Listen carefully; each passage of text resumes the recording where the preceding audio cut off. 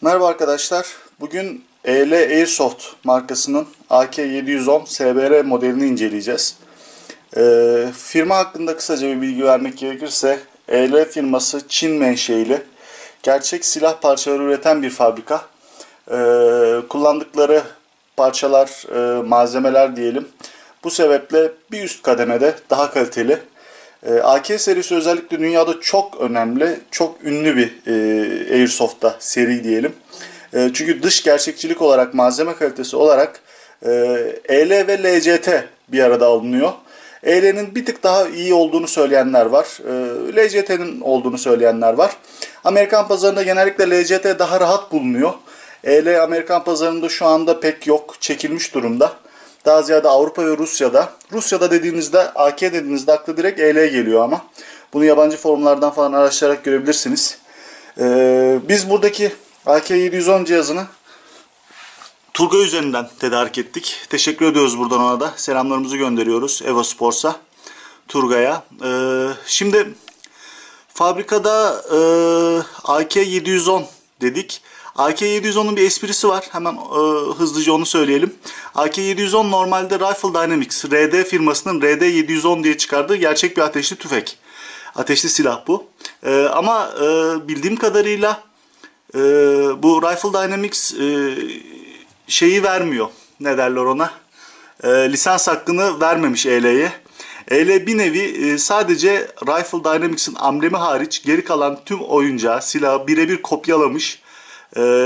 Bu yüzden de biraz problem çıkmış aralarında. Rifle Dynamics Eco 1 dediğimiz, Eco 1 dediğimiz Çin firmasına verdiğini iddia ediyor. Ama EL kopyalayarak neredeyse birebir bir AK710 olacak şekilde oyuncağı Airsoft olarak üretmiş. Şimdi hemen bir kutu içeriğine bakalım hızlıca. Oyuncağımız içeride.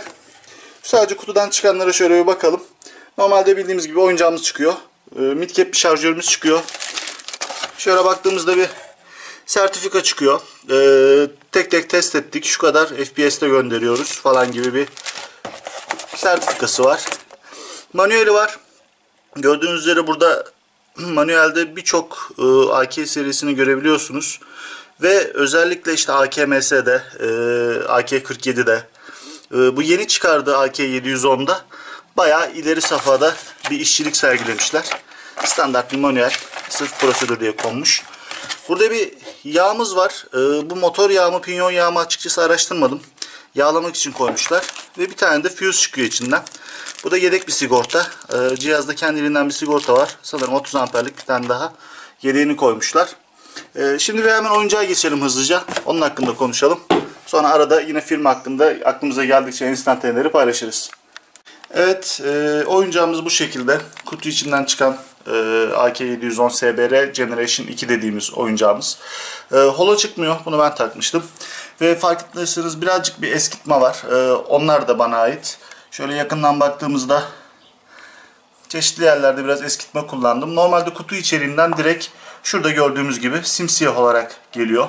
Tüm puntolar falan, buradaki vidalar veya işte magazin üzerindeki şeyler. Ben ufak bir suyla zımparayla eskiterek bu hale getirdim. Oyuncak hakkında hemen hızlıca bir bilgi vereceksek, öncelikle bir piyasadaki yanlış algıyı götürelim. Çünkü EL'nin en önemli olduğu, en iddialı olduğu kısım dış yüzeylere. İç yüzeyine de geçeceğiz. Orada da bir Japonya ile bir kardeş anlaşmaları falan var. Onlardan da bahsedeceğiz. Şimdi burada bizim bir arkadaşımız var. Manyetik adam diyorum ben. Bu metalin kalitesinden anlayan bir arkadaş. Çünkü arkasında bir mıknatıs var. Şimdi piyasada full metal diye geçen oyuncaklar var. Keza bu da full metal diye geçiyor. İşte yukarıda bir GNG'yi görebilirsiniz. Yukarıda plastik bir P90'ımız daha var. Ya da işte aynı şekilde şuradan çıkarırsak yine full metal bir pistol görebiliriz burada. Colt 1911. Şimdi bunlar hakkında şöyle bir test yapacağız hemen. Full metalde bir yanlış anlaşılma var. Full metal dediğimizde metal olarak duyduğumuzda bir iyimser davranıyoruz ama şöyle bir sıkıntı var. Metalin içine alüminyum da giriyor. Ve piyasadaki oyuncakların çok büyük bir kısmı full metal diye geçmesine rağmen, evet doğru, yalan yok, ama birçoğu alüminyumdan yapılıyor. Örnek vermek gerekirse hemen GNG'ye bakarız. GNG'nin gazlı bir sistem bu. Evet, metal. Şöyle vurduğumuzda görebiliriz. Soğuk, sert, güzel. Ama sıkıntımız şu ki mıknatısla test ettiğimizde hiçbir şekilde mıknatıs buraları tutmuyor. Metal diye geçen kısımları. Çünkü metal diye söylenen kısımlar aslında ya alüminyum, iç parçalarda da dökme demir gibi parçalardan, malzemelerden yapılıyor. Mesela şu anda vidanın tuttuğunu görüyoruz. Ama alyenlerin ana gövdede hiçbir şekilde mıknatıs etkileşime geçemiyoruz. Bu da bunların alüminyumdan yapıldığını gösteriyor. Aynı şekilde buradaki 1911 WE markasına baktığımızda dışarıdan çok sağlam, güzel, ağır metal olarak gözükmesine rağmen bu da alüminyum formatında olduğu için hiçbir şekilde mıknatısla iletişime geçiremiyoruz. Manyetik adamımız bu konuda biraz üzgün. Şimdi gelirsek burada AK710 EL markasına, EL'nin görebileceğiniz her yeri çelik. Burada altını çiziyorum, metal değil. Metal diye geçiştirmiyoruz, alüminyum değil. Adamlar biz bu işi yapıyoruz, zaten silah üretiyoruz diyorlar. Bu sebeple de kullandıkları tüm parçaları çelikten kullanıyorlar. Aynı makineye gerçek silahın parçasını koymak yerine, o materyali koyup baskısından çıkarmak yerine belki bir kademe daha düşük, biraz daha ucuz maliyetli bir çelik yerleştiriyorlar. Ama sonunda çıkan oyuncak tamamıyla yine çelikten imal edilmiş olarak geliyor. Ve şöyle hızlıca testimizi yaptığımızda alt gövdenin, receiver'ın komple çelik olduğunu, üst gövdenin komple çelik olduğunu, selektör switch'in komple çelik olduğunu, buraya geldiğimizde kurma kolu genellikle AK modellerinde sıkıntılıdır. Mesela caymada burası dökme demirdir. Şu kol çok çabuk kırılabilir. Burada arkadaşlar kurma kolunun alt yüzeyi ve kurma kolunun kendisi çelik. Şöyle arkadaşımızdan değişik enstantanelerde akrobasi hareketleriyle bunu gösterebiliriz. Mıknatısımız direkt tepkiye giriyor. Gaz tüpüne geldiğimizde arkadaki gaz blok komple şu kısım çelik. Şöyle baktığımızda şurada sight'ı görebiliriz. Sight vidasına kadar, ayar butonlarına kadar, sight'ın kendisine kadar çelikten üretiliyor. Mesela bu da aynı şekilde caymada bu kısmına baktığımızda alüminyum veya alaşım tadında bir şey olduğunu görüyoruz.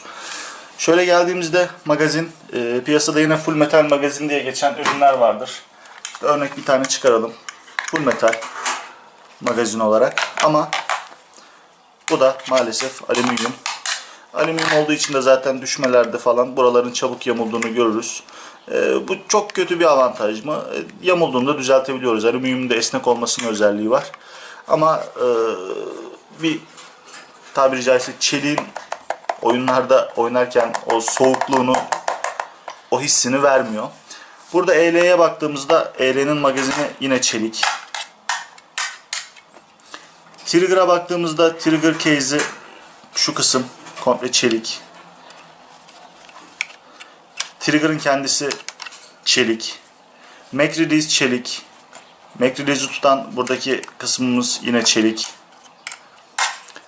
Buraya geldiğimizde rail'imiz alüminyum. Oyuncağın üzerinde dış yüzeydeki sadece alüminyum olan kısım burası. Şu gördüğümüz rail alüminyum handguard'ımız. Üstte bir tane rail'imiz var. Şu şekilde gösterirsek. O da alüminyum alaşım. Ön tarafa geçersek hızlıca burada sight'ı gaz bloğunun dönüşünü görüyoruz. Bu da çelik. Sight'ın kendisi de çelik. Namlu çelik. Flash hider'lar oyuncağın birçok oyuncakta çelik yapılır. Keza bunda da çelik. Güzel bir espri yapmışlar burada, onu hemen hızlıca söyleyelim. Boyamıyorlar. Pudra gibi bir turuncuyla gönderiyorlar. Çok rahat bir şekilde peçeteyle silerek çıkabiliyor. Zaten üzerinde kanıtları görürsünüz. Ben çok üstünkörü hızlıca silmiştim oyundan önceki gece. Bu da güzel olmuş. Tekrar boyamak zorunda kalmıyoruz. Şöyle baktığımızda hemen hızlıca oyuncakla ilgili diğer kısımlara geçersek, şunları birazcık uzaklaştıralım. Şu şekilde oyuncağımıza odaklanalım. Şöyle baktığımızda üzerinde çeşitli markingler görüyorsunuz. Puntolar var. Bunların hepsi birebir bu Rifle Dynamics'in ürettiği RD710 AK serisindekiyle aynı. Zaten adamlar bundan biraz sanırım tabiri caizse uyuz olmuş. Çünkü biz size lisans vermedik, niye üretiyorsunuz diye. Herhangi bir yaptırımı da yok gerçi bildiğim kadarıyla. Buradaki puntolar falan birebir AK ile aynı. Oyuncak zaten 3,5 kilodan ağır kullandığı materyalden dolayı. Çok da keyifli oluyor açıkçası bu. Ve bir de üzerindeki tüm markingler ve ince detaylar birebir AK ile benzer olunca oynaması da, sahip olması da gayet keyifli gibi. Şimdi şuraya baktığımızda yine burada küçük bir püf nokta. İşte tarih atmışlar, seri numara vermişler. Renk farkını görebilirsiniz şu kısımlarda. Bunlar benim eskitmemden kaynaklı. Normalde bu oyuncak geldiğinde her şeyle tamamıyla simsiyah olarak geliyor. Sadece hafiften bir maviye çaldığını belki videoda da fark edebilirsiniz. Çıplak gözle belli olmuyor ama kamerada özellikle belli oluyor bu. Bu mavimtıraklık İngilizce'de işte blurlamak Türkçe'ye çevirdiğimizde aslında pasa karşı yapılan bir kaplama. Oyuncak çelik olduğu için zannediyorum içinde krom yok. Krom olmadığı için de bu sürtünen yüzeyler zaman içinde, ki bu yıllar mertebesinde, paslanabiliyor. Paslanmaması için adamlar bunu bir kaplamayla gönderiyorlar. Bu şekilde bir çeliğe işlem yapılır. Bilgili olanlar vardır bu konu hakkında. En büyük zaten oyuncakla ilgili tek şikayet, en büyük şikayet, o da ne kadar güvenilir bilmiyorum. Çünkü forumlardan duyduğumuz kadarıyla ileri geliyor, oraya 12 yaşında çocuk da yazıyor ama paslanabiliyor diyor. Bu benim için güzel bir şey aslında. Ben eskitmeyi kendim yapıyorum. Ufak ufak bazı yerlerde kızıllaşmalar, paslanmalar görsem temizlemesi kolaydır. Ama onun aynı şekilde boyaması çok zordur. Ben o şekilde bir eskitmenin olmasını, tatlı bir yerlerde kızıllaşmaları görmeyi açıkçası isterim. Bu yüzden de paslanıyor dedikleri zaman pek de umursamadım. Hatta bir nebze hoşuma da gitti. Oyuncakla ilgili dışarıdan söyleyeceğimiz bu kadar. Şuraya gelirsek eksisini söyleyelim. Taktik dipçik kullanıyor. Burası çelik değil. Şuradan döndürerek aynı M4 söker gibi tüpü çevirdiğimizde bunu çıkarabiliyoruz. Çıkardığımızda normal şu kısmından sonrası bildiğimiz standart bir AK oluyor. Burada en büyük göze çarpan kötü nokta, kutu çıkışında hafif bir wobble dediğimiz şey var. Şöyle açtığımızda, herhangi bir noktada sabitlediğimizde dipçiyi, şöyle bakarsak sesle beraber belki oynamayı da görebilirsiniz. Tatlı bir sallantı var, wobble var diyelim şu eksende. Çözümü basit aslında. Dipçiyi söktüğümüz zaman şuradaki kısma ufak bir el işçiliğiyle müdahale ettiğimizde çözülüyor ama olmasa daha iyi olurmuş. Yalnız adamların sanırım mantığı şu: şuraya kadar olan kısmı ben birebir yaparım. Gerisi çok da önemli değil. Malzeme kalitesi güzel ama dediğim gibi tek şeyi şuradaki wobble olayı, sallantı olayı. O da çözülmeyecek bir şey değil. Çok basit bir detay. Hiç de moral bozucu gelmedi. Ama şu şekilde oyuncağa baktığımızda ise oyuncağın gerçekçiliği gerçekten inanılmaz derecede iyi. Yani her anlamda oyuncak birebire çok yakın. Zaten aşağıdaki bilgilendirme kısmında oyuncağın gerçek versiyonunun, ateşli silah versiyonunu da videolarına paylaşmaya çalışacağım. Aramızda bizim oyuncu arkadaşlardan profesyonel olarak askerlik yapan, bu işi yapan arkadaşlar var. Onların yalancısıyım. Gerçekten gördüğümüz en yakın Airsoft oyuncağı dediler. Ki bu benim için de geçerli. Onlarca oyuncak sahibi oldum. Yani bu kadar tatlı bir histe, bu kadar gerçekçi bir histe. Kokusu da çok ilginç. Kokusuna kadar, oyuncağın metal kokusuna kadar cidden çok farklı bir kalitede olduğunu hissettiriyor oyuncak. Hemen hızlıca iç kısmına geçelim. Oyuncak Generation 2 demiştik. Birden ne farkı var diye. Arkadaşlar hemen şöyle bir düzeltme yapmış adamlar ikinci jenerasyonda. Şurada Meg'i açtığımız zaman standart AK'lerde şöyle bir diş vardır. Buradan takıp sokmak için. Ama burada olmadığı için karşılığında herhangi bir guide. Bazen yanlış girebilir, girmez, taktım, takamadım. Oyuncağa bakmak zorunda kalırsınız oyun sırasında. Burada bu arkadaşlar şöyle bir şey kullanmışlar. Şuraya bir sağ tarafa bir çelik atmışlar yine. Bir diş yapmışlar. Bu şekilde Mac çok kolay bir şekilde hiç bakmadan kendi kendine yerini, yuvasını buluyor ve giriyor. Şöyle bakabilirsiniz bu arada her yerde EL, Lanterns MA Lanterns diye geçiyor sanırım. Her yere de bu logoyu basmışlar. Sağda solda Lanterns falan yazıyor. Güzel bir detay. İçeride, özellikle dışarıda değil de içerideki parçalarda, görünmeyen parçalarda var. Şöyle gösterdiğimizde diş girdikten sonra tek elle bile çok basit bir şekilde ittiğimizde magazini yerleştirebiliyoruz. Burada bu güzel bir detay olmuş. Çok hızlı bir şekilde magazini koyabiliyoruz. Bildiğim kadarıyla Nuprol'un, LCT'nin veya Cayma'nın şarjörleri de uymakta. Şarjörler zaten standart aynı. Sadece şu dil kısmını değiştirmişler içeride, oyuncakta adamlar. Hemen geçersek High Torque bir motor kullanmışlar. Yeni Neo serisinden, Neo mıknatıslardan kullanmışlar. Bildiğim kadarıyla Red Wolf'ta yazdığına göre 150 M150 yayla 20.000 cycle atmışlar. Orada veya herhangi bir şekilde içeride hiçbir sıkıntı yaşamadığını söylüyor Red Wolf sitesinde. Şimdi gelirsek iç kısmına. Motoru Neo motor kullandı dedik. High Torque motorları var yeni. İç kısma geldiğimiz zaman Gearbox 3 V3 kullanıyorlar. Başta bir şey söylemiştik. Japonya ile ilginç bir enstantanesi var diye. Alet dışarıda, dış kasası bu EL silah fabrikasında üretiliyor diyelim. Yan kuruluşu olarak. O yüzden gerçekçiliği birebir. İç kaliteye geçersek, dışı seni içi beni yakar olmasın diyorsanız, orada da hiçbir şüpheniz olmasın. İç kısımda da Japonya ile çalışıyorlar. Japonya'daki bir firmadan alıyorlar bunları. Zaten bildiğiniz üzere tüm Airsoft'un menbaı Japonya. Bu arkadaşlar da orayla bir işbirliği içinde bulunmuşlar. İç aksamı oradan tedarik ediyorlar. Sıkıntıları şu, normalde hepimiz biliriz ki her oyuncak V3 Gearbox kullanır ama tasarımını Japonya'dan olarak kopyalar diyelim. Kendi parçalarını kendi üretir. Bu arkadaşların aslında bu burada sıkıntı değil, tam tersine bir avantajları olmuş dezavantaj yerine. Çünkü kullandıkları çelik malzemeyi iç aksama da yansıtmışlar. Ne demek bu? İşte Super Pinion dediğimiz o içeride dönen dişliler var ya, onların çoğu dökme demirdir. Çıtır çıtır uçlarını atarlar. Bilirsiniz, kırılır. Yeni set almak zorundasınızdır vesaire vesaire. Bunun içindekilerin hepsi çelik. İşte bu güzel bir detay. Bu şekilde de zaten M150 yayla 20.000 cycle'da hiçbir şekilde kırılma olmadığını söylüyor Red Wolf. İçindeki parçalar, kritik parçaların hepsi çelik. Generation 2'de bunlar var. Silindir çelik, silindir başı çelik. Yanlış bilmiyorsam nozzle da çelik. Ve bunların hepsi tek bir parça. Tek parça çelikten üretmişler CNC'de. Nozzle kırdı falan derdi yok bu sebeple. Başka bir geliştirmeye gelirsek hop-up çelik, tek parça çelik olması lazım. Şu şekilde ayarı var. Şöyle getirdiğimizde. Bu tek parça hop-up'ın esprisi de tabii ki gaz sızıntısını engelliyor, leak'i. Şöyle baktığımızda hemen hızlıca Tokyo Marui tarzı, VSR tarzı, şu VSR'lerde bilirsiniz dışarıdan ayarlamalıydı. İşte ileri geri yaparak şey yapardık. Aynı burada da bu şekilde bir ileri geri ve üzerine numerik rakamlar koyaraktan adamlar şeyi sağlamışlar. Ayar yapmayı kolaylaştırmışlar.